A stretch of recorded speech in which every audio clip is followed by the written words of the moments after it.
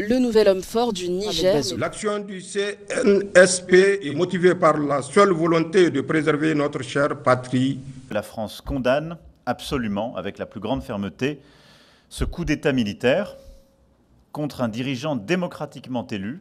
Ce coup d'État est parfaitement illégitime et profondément dangereux pour les Nigériens.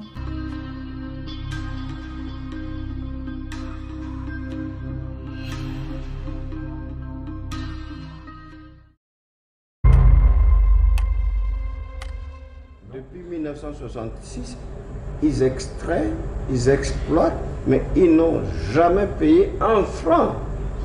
Comment ça se fait, ça? Ben oui, mais c'est comme ça, parce que, comme c'est l'uranium, nous ne devons rien dire. Et aussitôt qu'on veut essayer de demander, de parler, on nous fait taire. Ou lorsque un chef d'État cherche, fait des démarches, trouve des pays qui acceptent de l'aider pour extraire le minerai, en ce moment-là, la France intervient pour empêcher, parce que la France considère le Centrafrique comme une propriété presque privée. Mais l'influence française est tellement grande qu'elle le montre clairement à des États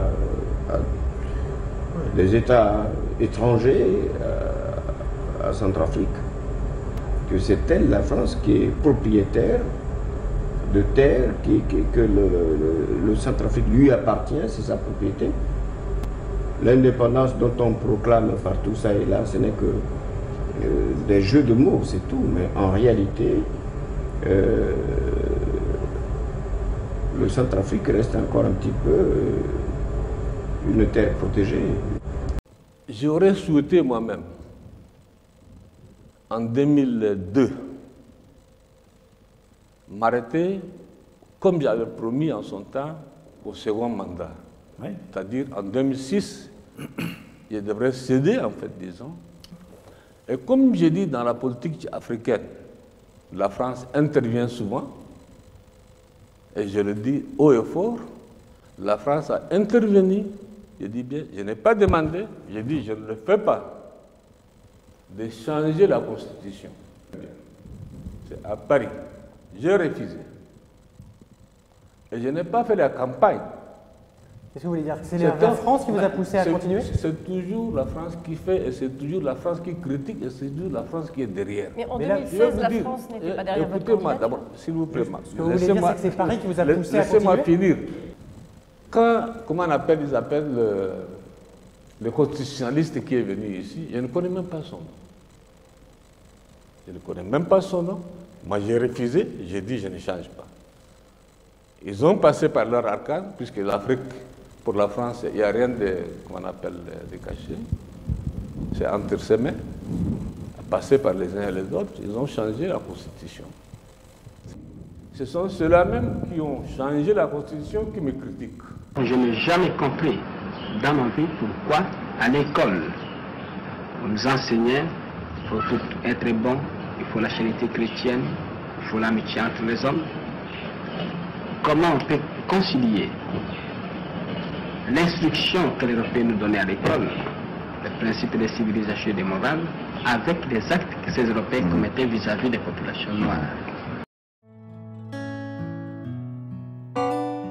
Vous allez voir que tout ce que je vais vous expliquer maintenant de la France-Afrique, ça a été un jeu depuis 40 ans qui a consisté en permanence, par toutes sortes de moyens politiques, économiques, barbouzards ou idéologiques, de faire retomber en permanence l'Afrique dans ce niveau-là.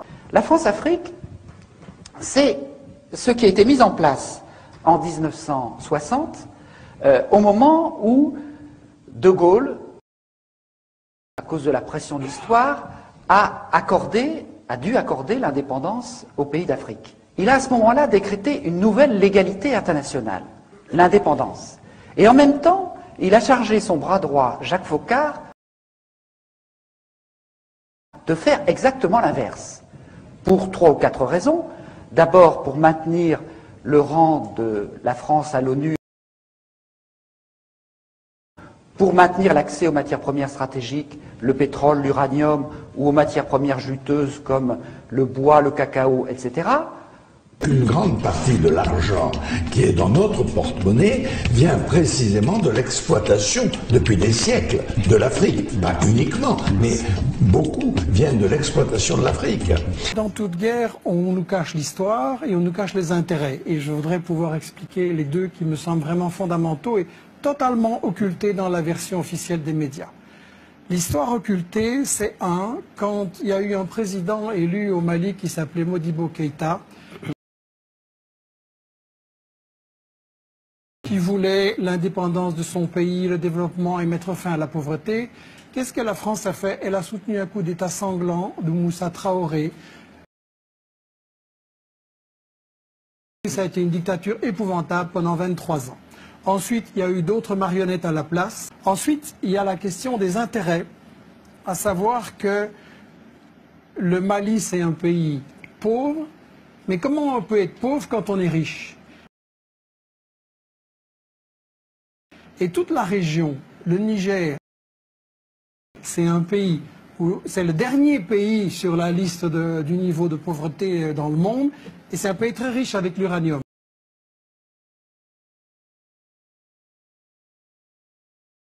Et donc il faudrait expliquer ce que vous cachez soigneusement, à savoir que dans cette région, il y a de l'or. Deuxièmement, l'uranium, Areva est plein de convoitises pour l'uranium du Mali. Et quand on veut voir ce qu'il va en faire, il faut voir ce qui se passe au Niger, le pays le plus pauvre, comme je le disais.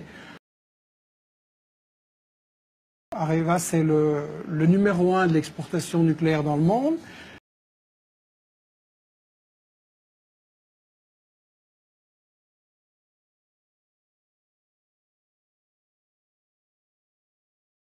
Le Niger, c'est celui qui procure tous les revenus qui permettent à Areva et aux firmes qui travaillent avec elle, Alstom, Suez, Bouygues et tout ça, de gagner énormément d'argent. Et pendant ce temps-là, monsieur, les Nigériens, ils crèvent de faim. La France a besoin d'être présente en Afrique, y compris pour ses intérêts économiques. Voilà. Pour maintenir le financement de la vie politique, alors ça c'était la troisième raison, et la quatrième, qui m'est apparue plus récemment à travers un certain nombre de travaux historiques, c'est le rôle de sous-traitant de la France dans la guerre froide au service du camp occidental, c'est-à-dire empêcher une partie de l'Afrique de basculer du côté du camp communiste. Donc pour ces 4 raisons, De Gaulle demande à Jacques Foccart de faire exactement l'inverse de ce qu'il dit. Alors c'est là qu'il faut comprendre le problème. C'est que si on décrète une nouvelle légalité internationale et qu'on fait exactement le contraire, ce qu'on fait est illégal, ne peut être fait que de manière occulte, cachée. Et c'est pour ça que toutes ces relations franco-africaines sont très majoritairement cachées aux yeux du public, parce qu'elles sont inavouables, puisque la nouvelle légalité, c'est l'indépendance. Autrement dit, la France-Afrique, c'est comme un iceberg. Vous avez 10% d'émergés, la France, patrie des droits de l'homme, meilleure amie de l'Afrique, généreuse, etc., toute une face immaculée. Et vous avez 90% d'immergés, qui est la réalité profonde de la réalité franco-africaine, qui est le système mis en place par Jacques Foccart et qui visait à maintenir la dépendance. Quels étaient les moyens parallèles, illégaux, inavouables, de tenir cette relation franco-africaine? Le premier, ça a été de faire un grand ménage pour choisir des chefs d'État amis de la France, souvent d'ailleurs avec la nationalité française, parfois tout simplement des agents des services français comme Omar Bongo. Monsieur le Président, c'est la première fois que vous foulez la terre de France comme chef d'État. Quels sont les buts de votre visite?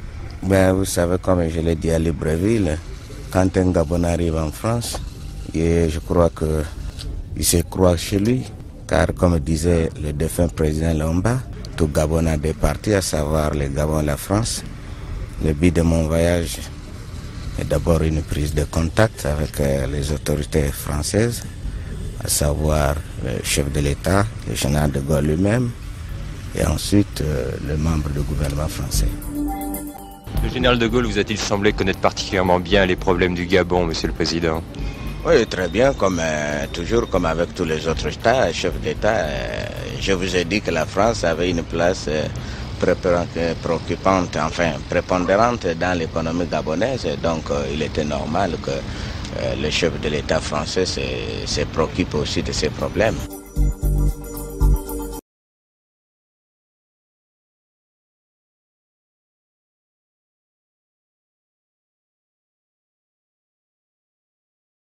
Qui vivent souvent en France d'ailleurs, tous ces gens-là. Donc on a choisi des proconsuls à la peau noire. On les a choisis comment? D'abord par une guerre civile épouvantable au Cameroun qui a fait entre 100 000 et 400 000 morts, une guerre digne du Vietnam qui ne figure dans aucun manuel d'histoire. Ensuite en assassinant les chefs d'État légitimes élus par la population, comme Sylvanus Olympio au Togo, qui a été assassiné par 4 sergents-chefs revenant de la guerre d'Algérie, dont l'un d'entre eux est toujours au pouvoir et Yadema, tout cela sous la supervision de l'officier français qui était chargé d'assurer sa sécurité.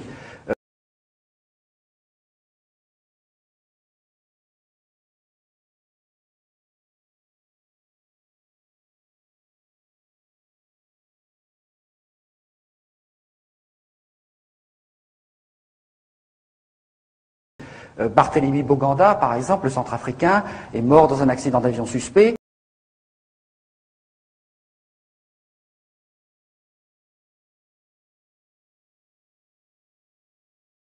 Donc on a fait un grand ménage. Notre continent est brutal, sauvage. C'est pas l'Afrique. Il faut connaître l'histoire. Et l'histoire donne une dimension à vos engagements, une couleur à vos engagements. Vous n'êtes pas simplement le produit d'un parti politique ou d'une famille. Vous êtes le produit d'une nation et d'un continent. Ensuite, les autres, on les a promus par la fraude électorale ou par la corruption, les moyens classiques. Il n'y en a qu'un seul qui a résisté, qui est Sékou Touré, qui a connu tellement de vrais complots en l'espace de 2 ans qu'il a fini par être écarté quelque part du jeu. Donc, on a mis en place un certain nombre de chefs d'État amis et on a pu tenir ce système par un ensemble de mécanismes parallèles, une présence mercenaire, mais ces mercenaires comme Bob Denard, c'était déjà des vrais faux mercenaires, puisque chaque fois qu'il avait un procès, l'ensemble des services secrets venaient dire « Mais monsieur Denard travaille pour vous, pour nous, ce n'est pas un mercenaire, c'est un corsaire de la République ». Donc on voit bien que c'était des moyens occultes qui en fait ne trompaient pas grand monde. Mais il y a d'autres moyens beaucoup plus subtils, beaucoup plus forts, c'est les entreprises faunées des services secrets français, notamment ELF,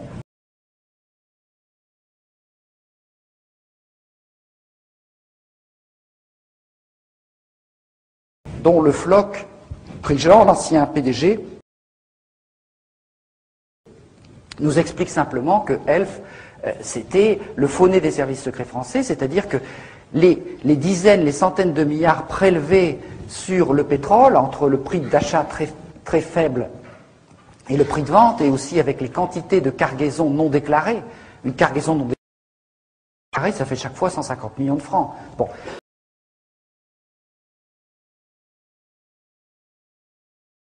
Bon, eh bien, tout cet argent a permis de mener un certain nombre d'actions secrètes, par exemple la guerre de la France contre le Nigeria, cette fameuse guerre du Biafra, pour conquérir la partie pétrolière du Nigeria.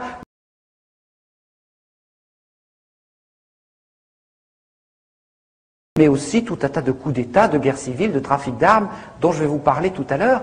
Et tout cela a été alimenté par un certain nombre de circuits financiers parallèles, par les surfacturations des gros chantiers, par un certain nombre de petites entreprises de sécurité dans l'environnement pétrolier qui faisaient payer 3 fois leurs prestations et qui étaient dirigées par des gens comme Denard. Donc la différence servait à leurs bonnes œuvres. Ou bien les missions de coopération, nous en avons eu la preuve, avaient des petites sociétés barbouzardes qui leur facturaient 3 fois le prix pour se mettre de côté la différence et puis pouvoir mener leurs actions parallèles. Donc on a mis tout un tas de mécanismes qui permettaient de pomper le fric, si vous voulez, des pompes à fric, qui permettaient de tirer une bonne partie de la substance de la rente des ressources africaines et de l'extraire, notamment, grâce au franc CFA. On vous dit toujours le franc CFA, c'est un cadeau fait à l'Afrique. Le franc CFA, ça veut dire colonie française d'Afrique, je vous rappelle. Bon.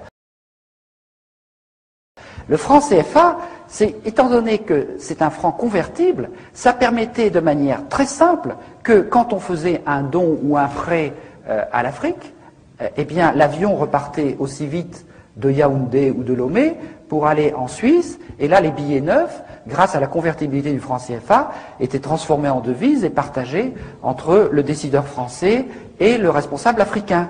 Une partie de la dette de l'Afrique qui s'explique comme ça. Bon, mais c'est vrai, ça c'est le mécanisme le plus simple, il y en a d'un peu plus compliqué, c'est toujours le même principe. La convertibilité du franc CFA a été l'instrument le plus sûr d'extraire une grande partie des ressources de l'Afrique, et quand je parle de la rente des matières premières, il faudrait rajouter la rente de l'aide publique au développement, parce que si nous en sommes arrivés là, c'est que pendant 10 ans on s'est battu pour faire en sorte que les 40 milliards d'aide publique au développement de nos impôts, que nous croyons servir pour l'aide publique au développement, aillent au moins en partie à destination. Et quand on s'est aperçu que ce n'était pas possible, on s'est dit, il y a quand même un vrai problème. Il y a 98% de ces 40 milliards qui sert à autre chose qu'à lutter contre la pauvreté. Il y en a la moitié qui est détournée. Que l'Afrique comprenne aussi, cette Afrique du Sahel par exemple, qui est l'Afrique la plus pauvre, ok. Faut qu'elle comprenne aussi, chaque continent a sa corruption. Voilà. Une autre moitié qui sert des objectifs de prestige ou de politique d'influence, et il y en a à peine 2% qui sert à lutter contre la faim ou les problèmes de pauvreté. Nous avons fait une statistique qui montre que quand vous comparez l'aide publique française par habitant avec la richesse d'exportation des pays, eh bien plus le pays est riche, plus il est aidé. Alors on ne va pas vous dire que c'est pour lutter contre la pauvreté. Plus il est pauvre, moins il est aidé. On voit bien à quoi ça sert et où va l'argent. Il faut bien voir que toute cette politique qui a été mise en place, donc à la fois de pillage par des moyens occultes, de présence barbouzarde. Alors, chaque chef d'État avait à côté de lui un officier de la DGSE.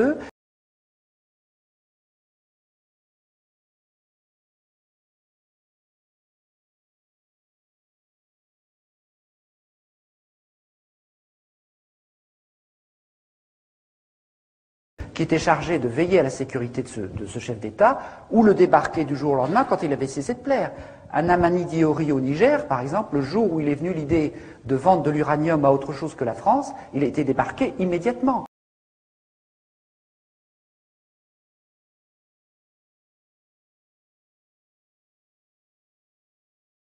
Quand Denard a débarqué aux Comores en 1995, il y avait des officiers de la DGSE qui étaient chargés de la protection du président en place. Eh bien, ils se retireraient pour laisser partir le président, parce que ce président-là, Johar, avait cessé de plaire.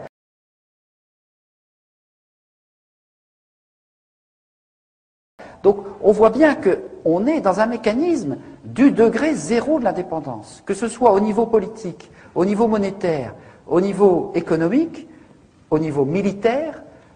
Là non plus, je n'ai pas le temps de développer, mais tous les généraux, les officiers sont formés en France, recrutés, n'ont une carrière rapide que ceux qui entrent dans les cercles d'initiés, et ces généraux deviennent assez souvent d'ailleurs chefs d'État et sont dans un copinage permanent avec les réseaux militaires de la France-Afrique. Donc on est dans un mécanisme de captation de la dépendance totale. Pour vous donner un dernier exemple, qui est le plus caricatural, enfin peut-être pas, mais le plus actuel, c'est ce qui se passe au niveau des élections depuis 1990. Parce que, vous comprenez, dans la mesure où on met ici en place des chefs d'État amis, et on leur dit, enrichissez-vous, confondez l'argent public et l'argent privé, donnez l'exemple de la corruption. Dans la mesure où on dit ça à ces gens-là, on comprend bien que le développement, il n'a pas été très loin.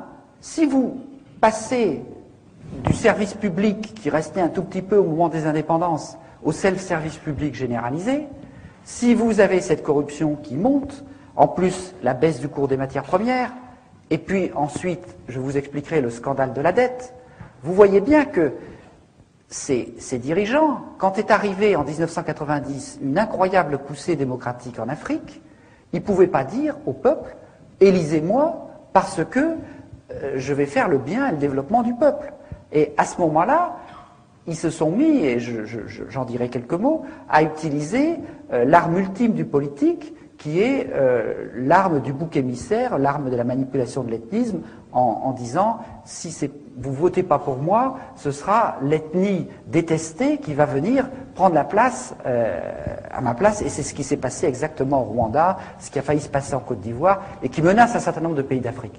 Mais pour assurer en même temps la continuation de ces régimes usés mis en place par la France-Afrique, on a trouvé une formule extraordinaire de coopération en iceberg.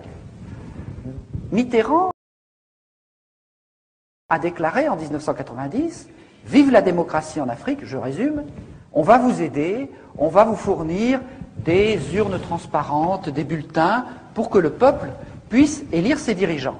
Alors les gens se sont mobilisés de manière incroyable autour des urnes pour empêcher qu'on les bourre jour et nuit.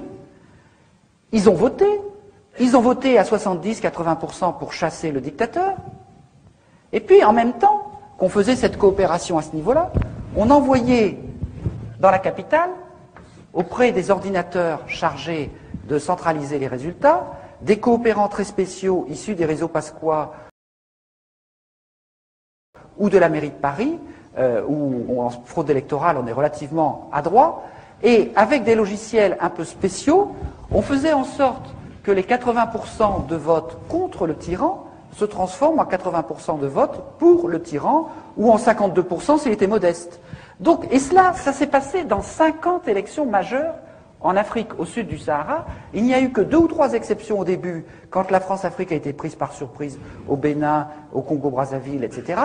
Et puis, 2 ou 3 à la fin, quand des peuples ont trouvé la parade. Au Niger, par exemple, il y avait un dictateur installé par Focard, il a été renversé, la France a hurlé à l'interruption du processus démocratique, n'est-ce pas, puisque le dictateur a été renversé. Et donc, les officiers qui avaient renversé le dictateur ont organisé des élections tout seuls, et ça a été les élections les plus incontestées d'Afrique depuis 40 ans.